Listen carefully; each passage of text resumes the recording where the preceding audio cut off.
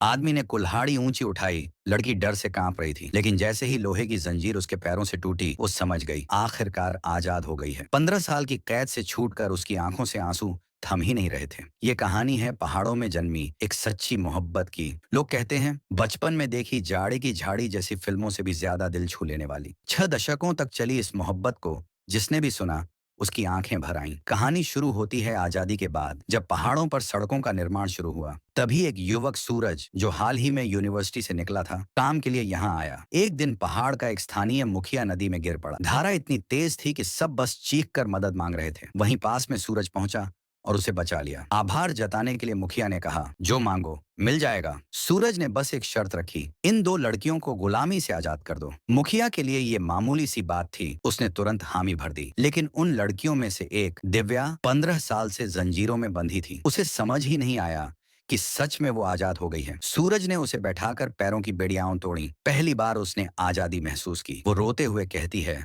मैं तो जन्म से ही गुलाम हूँ, 5 साल की उम्र से ये बेड़ियां पहने हूँ। सूरज की आंखें भी भर आती हैं, लेकिन फैसला उसका नहीं था। तभी कमांडर वहां पहुंचती है, सब सुन लेती है और दिव्या को अपने साथ रहने की अनुमति देती है। अपनी चादर उतारकर उसके कंधे पर डाल देती है। कमांडर कहती है, हम यहाँ आए ही इसलिए हैं ताकि अब किसी को ये जंजीरें न सहनी पड़े। सूरज ने उसे अपने घर से लाया, मीठा जौ का लड्डू खिलाया। 20 साल की कड़वी जिंदगी के बाद दिव्या ने पहली बार मिठास चखी और उसी पल उसकी आंखें फिर से भर आईं।